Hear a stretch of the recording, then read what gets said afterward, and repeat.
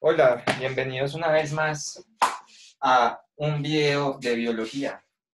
Y vamos hablando entonces de la célula eucariota, que es una obra de arte de la evolución, resultado de la endosimbiosis. Endosimbiosis que llevó a la formación de la mitocondria, que está presente en animales, en hongos, en plantas, en protozoarios, y en el grupo de los protozoarios que hacen fotosíntesis y que luego probablemente de ahí salió el ancestro que formó las plantas, pues formó también el cloroplasto, estructuras que tienen su propio material genético. Vamos a encontrar entonces varios materiales genéticos en la célula, uno muy principal que es el material genético nuclear, y vamos a encontrar entonces el mitocondrial y en el caso pues de los que tienen de eso, el ADN del cloroplasto. Entonces, ahora de qué vamos a hablar? Vamos a hablar de esa parte que es la definición, ¿sí? La parte definitoria, la parte clásica de las células eucariotas, que es el núcleo.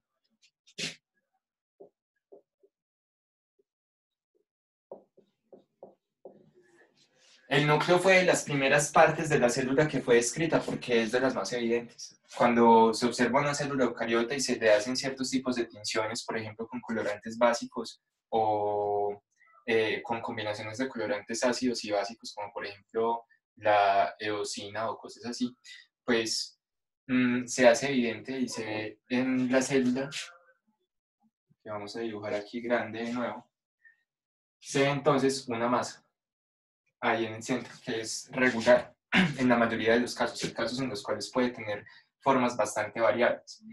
De hecho, con el microscopio óptico y con la tecnología que se suele tener a disposición en un laboratorio de biología general, pues esa es la única parte de la célula que se puede ver fácilmente, el núcleo. Entonces, por eso es bastante, digamos, conspicua, bastante evidente. ¿Qué es lo que hace el núcleo? ¿Para qué sirve un núcleo? El núcleo pues, es el lugar donde se almacena. Almacenamiento de información. Ahí ya concentrándonos solamente en el núcleo,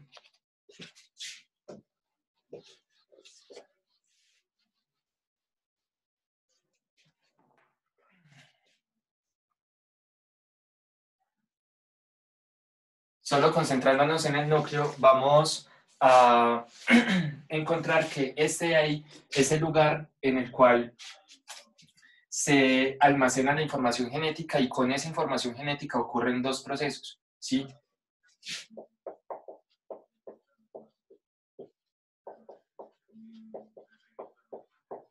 Esos procesos que hospeda el núcleo son los procesos de la replicación,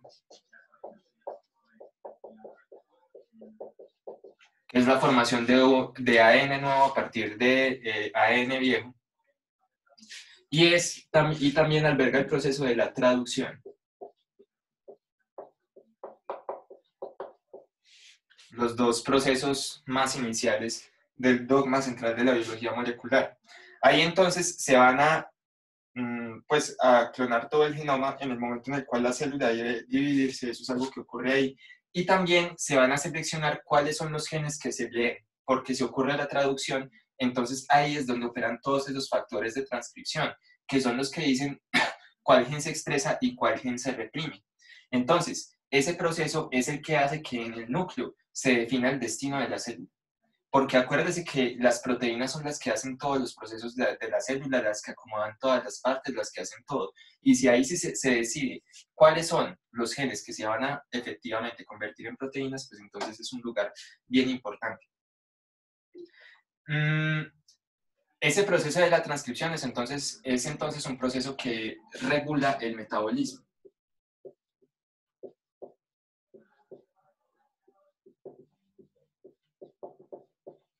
¿Qué es el metabolismo? El metabolismo son todas las reacciones bioquímicas que ocurren en una célula. Metabolismo. Conjunto de todas las reacciones bioquímicas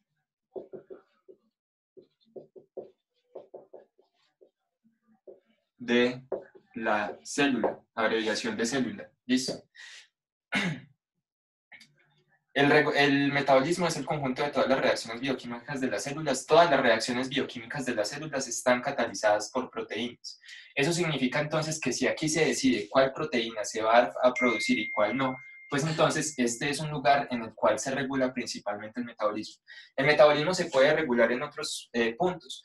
Se puede regular en la traducción, se puede inhibir con cierta clase de moléculas como ARNs de interferencia o cosas así, pero este es el principal punto de regulación del metabolismo.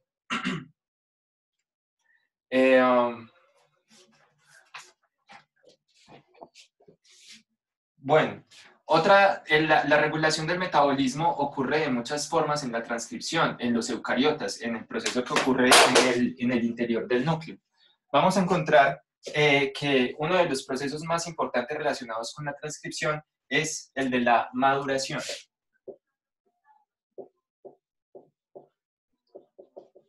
¿Qué es la maduración?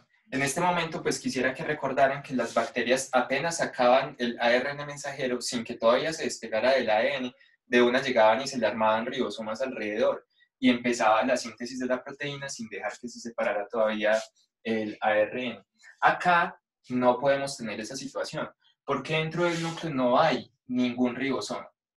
Acá adentro no vamos a encontrar ningún mecanismo de síntesis de proteínas. Todas las proteínas que hayan acá adentro tuvieron que ser sintetizadas afuera. ¿Listo? Entonces, para que un ARN pueda salir de ahí, también tiene que experimentar un proceso de maduración.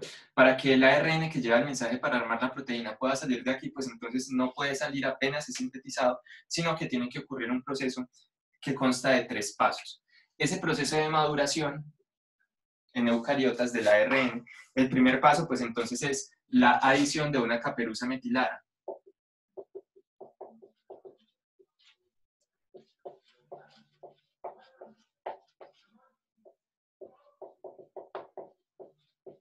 ¿Qué es la adición de la caperuza metilada? Acá vamos a encontrar entonces el ARN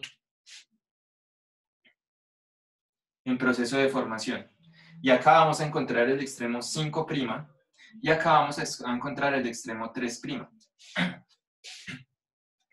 Por acción de una proteína, entonces va a ocurrir algo que es muy atípico que una polimerasa nunca haría, pero por este extremo de acá se va a agregar un nucleótido, ¿sí? Ese nucleótido que se va a agregar se llama 7-metilguanosina. La 7-metilguanosina la vamos a representar con el símbolo 7-meg, ¿sí? Vamos a escribir todo esto de nuevo para que nos quede bien.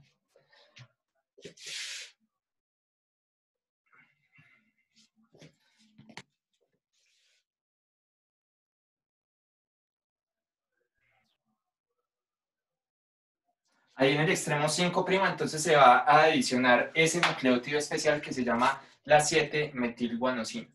La 7-metilguanosina entonces es un factor que es necesario que se agregue para que el ARN salga del núcleo, porque hay muchos ARNs dentro del núcleo que no deben salir, que adelantan muchos procesos muy importantes. Entonces, esto es una marca que dice que el ARN debe salir y además también es una marca que le dice al ribosoma de la célula eucariota cuando se encuentra ahí en el citoplasma que ahí es un ARN que debe ser traducido. ¿Listo? Entonces, esta es una señal para el ribosoma. El siguiente paso de la maduración, que era un proceso de 3 pasos, el siguiente, entonces consiste en la poliadenilación.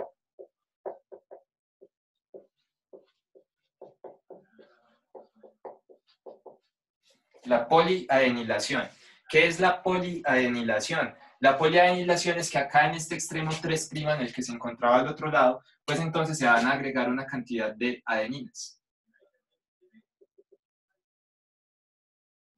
Se van a agregar una cantidad de adeninas. Y eso entonces es lo que se conoce como la cola de poliA, ¿sí?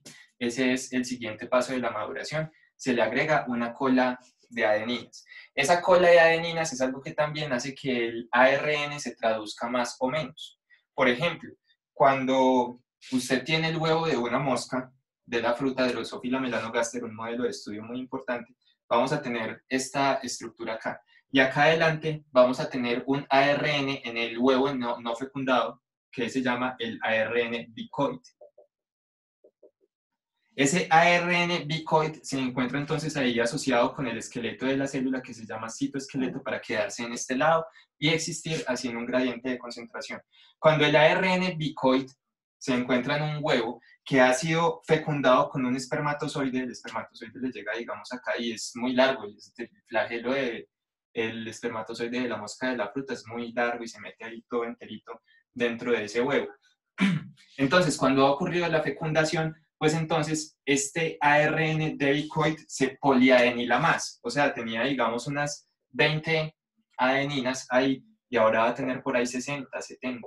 Bueno, se poliadenila más. Y cuando se poliadenila más, entonces se activa la traducción, ¿sí? Y cuando se activa la traducción, entonces ya se forma la proteína bicoid, que vamos a escribir con mayúsculas, bicoid, ya es proteína, y esta proteína, acuérdese que es una proteína así, pues entonces, como solamente se sintetizaba desde acá, va a tener un gradiente de concentración. Y ese gradiente de concentración, la célula en diferentes partes de acá del interior del huevo tiene receptores de membrana que miden la concentración de la proteína. Y así sabe entonces la célula que acá, esto va a ser la cabeza, que esto de acá va a ser el tórax, y que esto de acá se va a convertir en el abdomen. Para que las células que empiezan a dividirse ahí se diferencien en el tipo de célula correcto dependiendo de la posición. Entonces, ahí podemos ver un ejemplo del efecto de la adenilación. ¿Cuál es el siguiente paso de la maduración de ese ARN para que pueda salir del núcleo? El último paso de la maduración es el splicing. ¿Qué en el splicing qué vamos a encontrar? Vean, los humanos tenemos 20.000 genes. Homo sapiens. Homo sapiens. El Homo sapiens somos una especie que tiene más o menos 20.000, 25.000 genes. Pongamos de 20.000 genes. A pesar de que tenemos 20.000 genes, tenemos 100.000 proteínas. ¿Cómo es eso posible? Eso solamente es posible si hay genes que codifiquen más de una proteína, o sea, que codifiquen 5 o incluso más proteínas. ¿Cómo es eso posible? Pues bueno, vamos a tener que este ARN mensajero va a tener, para que ya sea maduro, un proceso de maduración adicional que consiste en la remoción de un tipo de cosa que se llama el intrón. La mayor parte de esto, en realidad el 90% de esto, no tiene que ver con la proteína, no codifica por la proteína, y es ADN que se llaman intrones, que los estoy dibujando acá en negro. Los intrones no se expresan. Y se llaman intrones porque en el momento en el cual se va a producir el ARN mensajero, ellos son recortados. La célula llega y recorta este pedazo de acá, recorta este pedazo de acá, este de acá, este de acá, este de acá y este de acá. Y llega y nos queda entonces un ARN mensajero que va a ser más o menos 5, 7 metilguanosina, y vamos a tener el fragmento 1, ¿sí? El 1, el 2, el 3 y el 4.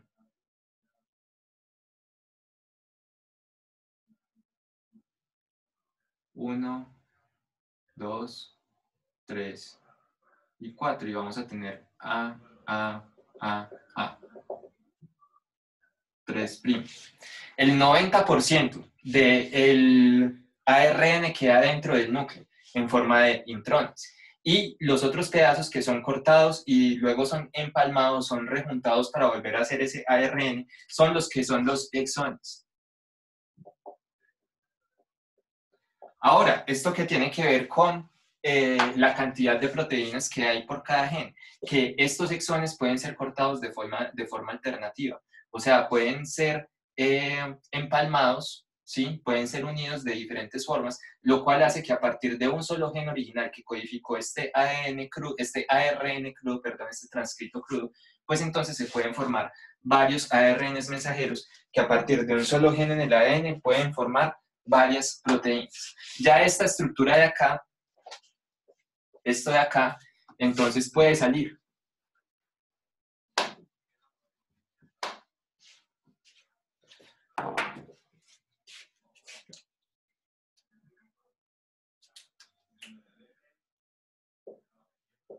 Puede salir, pero entonces ¿por dónde va a salir? Va a salir por diferentes lugares que se van a encontrar acá alrededor de esta estructura. Entonces estos serán los procesos de la maduración, ¿sí?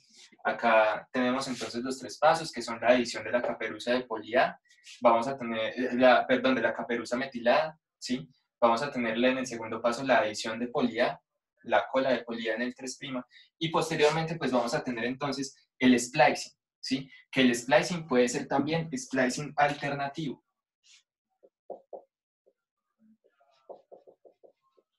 ¿Qué significa? Que estas formas, que estos elementos de acá, los exones, pueden unirse de diferentes formas para formar distintas proteínas. Ahora, ¿cómo es el núcleo? ¿Cómo es la estructura del núcleo? ¿Cómo es el núcleo por dentro para que pueda adelantar su función?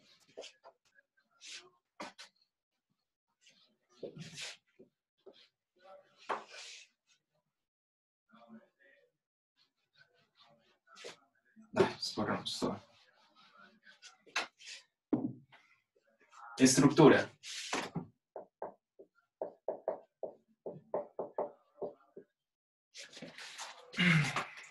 El núcleo entonces está constituido por una membrana, ¿sí? Esa membrana es como la membrana plasmática, pero tiene también la propiedad de que es una membrana doble.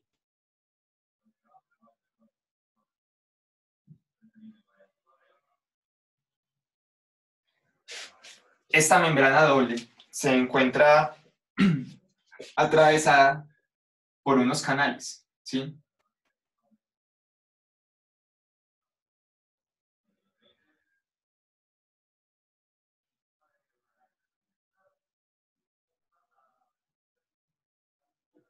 El espacio que queda entre las membranas, entre las dos membranas que forman el núcleo, se llama el espacio perinuclear.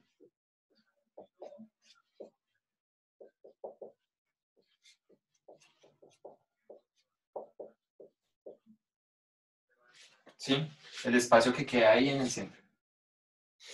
La membrana externa del núcleo, esta membrana externa de acá se va a extender y se va a continuar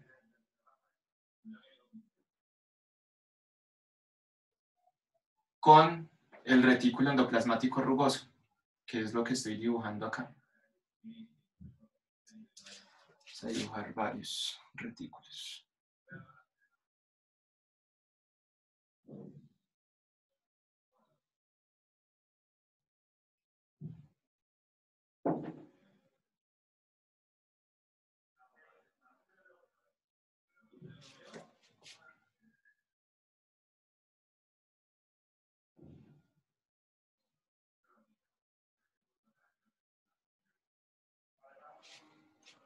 Vaya dibujando conmigo y verá que no se le hace tan eterna esta parte del dibujo, que es muy importante.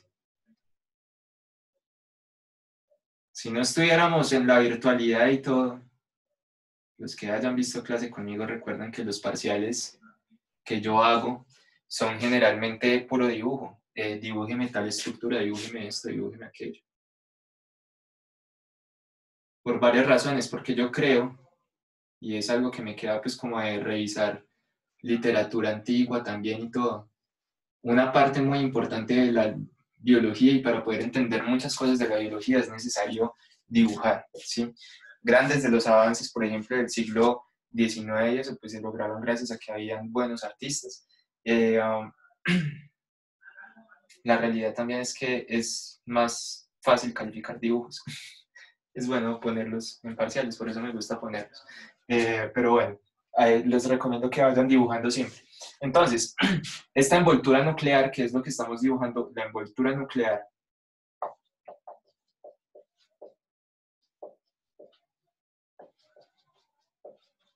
que tiene dos membranas, una interna y otra externa, que forman un espacio perinuclear entre ellas, y que la membrana externa se continúa con esto que es el retículo endoplasmático, pues esa es la forma en la cual se ve principalmente un núcleo. Ese retículo endoplasmático es rugoso. ¿Por qué? Pues porque está lleno de ribosomas.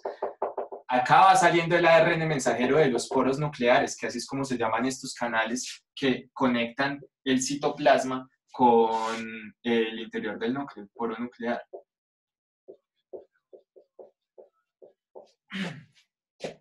Entonces, como todo esto pues está ahí para recibir el ARN mensajero que va saliendo del interior del núcleo, pues esto está lleno de ribosomas. Son muchos. Aunque no todas las proteínas vayan a ir hacia la membrana o hacia el exterior de la célula, pues sí hay muchas que van hacia allá. Entonces, por eso hay una gran cantidad. Acuérdense que acá en este retículo se van a sintetizar las proteínas de secreción, o sea, las que van hacia la membrana, las que van hacia el exterior de la célula, y también se sintetizan proteínas que son propias del retículo endoplasmático rugoso y del aparato de Golgi.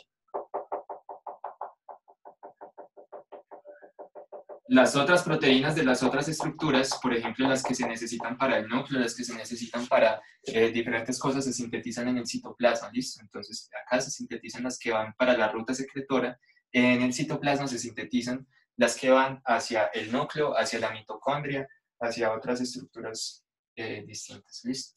Entonces, bueno, ¿qué vamos a encontrar ahí adentro? Primero vamos a encontrar una estructura que le da soporte a todo el sistema, que está constituida por proteínas. Esa, reviso acá una cosita.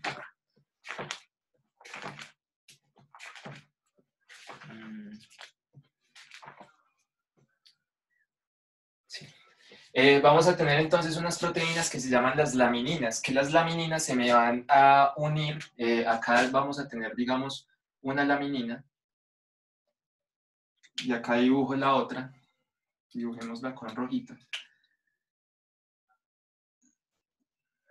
Acá vamos a encontrar unas alfa hélices entre dos proteínas que se van a unir para formar un rollo.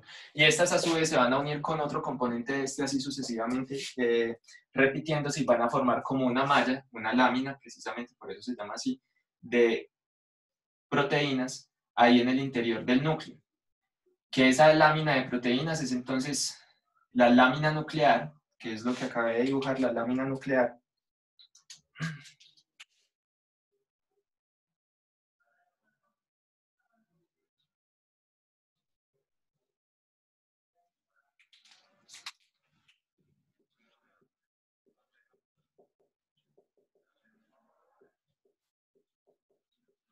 La lámina nuclear, que la lámina nuclear es entonces esa estructura interna que se encarga de soportar a la forma del núcleo, la forma tridimensional del núcleo.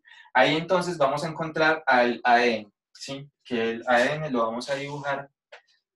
¿Será que se alcanza la tinta de color azul? Vamos a encontrar al ADN que va a existir en diversos cromosomas, ¿cierto? Pero esos cromosomas no van a estar desperdigados, digamos, por cualquier lugar de la célula. Esto no está funcionando muy bien. Vamos a dibujarlo con rojo entonces. Los cromosomas no van a estar ahí desperdigados por cualquier lugar de la célula, sino que van a estar repartidos en lugares muy específicos y en unas conformaciones bien particulares.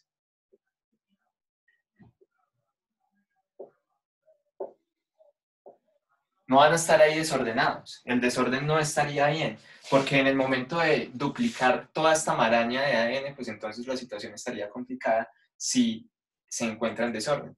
Dentro de cada célula humana, por ejemplo, vamos a tener más o menos 2 metros de ADN. 2 metros.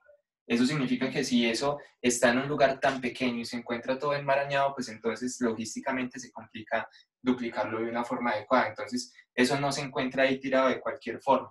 Vamos a encontrar una parte particularmente densa de ADN ahí comprimida, que es una mezcla de ADN y de ARN en grandes cantidades. Y esa parte de ahí se va a llamar el nucleolo.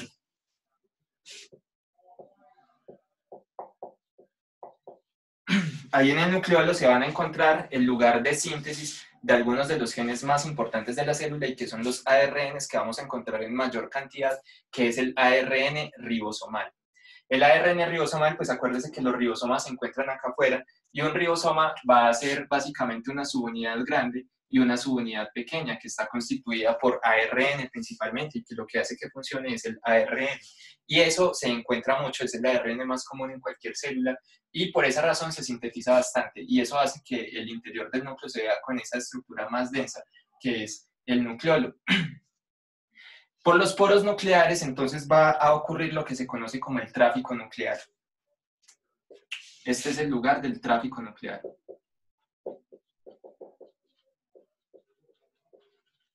¿Qué es el tráfico nuclear? Desde el citoplasma hacia el núcleo deben pasar cosas como, por ejemplo, proteínas.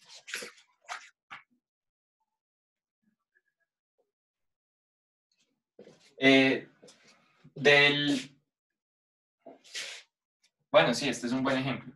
Del citoplasma hacia el núcleo deben pasar proteínas, ¿sí? ¿Cuáles proteínas? Por ejemplo, acá hay un ejemplo que son las proteínas de la lámina nuclear, las lamininas. Deben pasar, por ejemplo, las DNA polimerasas, deben pasar las RNA polimerasas, deben pasar todas las proteínas que participan en el splicing, deben pasar proteínas, por ejemplo, como las histonas, que se encargan de empaquetar el ADN, entonces deben pasar muchas proteínas a través de ese poro nuclear, pero también deben salir cosas, ¿sí? Vamos a poner una ruta de salida por acá. Que la ruta de salida pues es de ARN maduro, 7 meg 5' A, ¿sí? 3', ¿sí? Debe salir ese ARN maduro que es el ARN mensajero. Debe salir eso, deben salir también los ribosomas, porque por ejemplo los ribosomas se arman en el nucleolo. Al entrar proteínas que vienen del citoplasma, que son las proteínas nucleares, se conforma alrededor de esas proteínas el ARN, y luego la subunidad pequeña y la subunidad grande salen enteras del ribosoma, o sea, acá se fabrica el ribosoma. Entonces, ese tráfico nuclear pues viene dado por un complejo que se encuentra ahí, que se llama el complejo del poro nuclear, que son más o menos 30 proteínas que conforman el poro y que son los que se encargan de regular los fenómenos de transporte.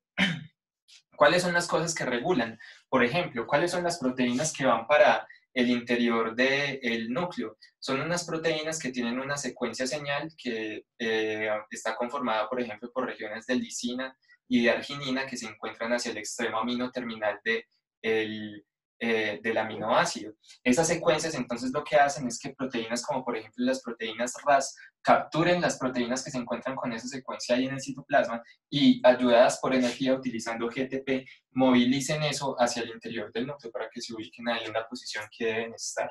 Entonces, ese complejo del poro nuclear está acompañado de otras proteínas que se encargan como de mirar afuera quién hay que entrar y movilizarlo, y también se encargan de mirar adentro quién hay que desaparecer de ahí o transportarlo hacia afuera y llevarlo hacia el exterior. Por acá tienen que pasar, por ejemplo, las hormonas o las señales que le dicen al material genético: este es el momento de dividirnos, o este es el momento de convertirnos en una célula de un ojo, o en una célula de un riñón o de un testículo, o a la célula de una planta de convertirse en una hoja o en una célula de una raíz. Entonces, esa es la responsabilidad de eso, regular el transporte de los señalizadores. Y bueno, eso es un poco sobre las propiedades del núcleo y su función. Muchas gracias por su atención y acuérdese, no olvide dejar su me gusta y seguir este canal. Muchas gracias.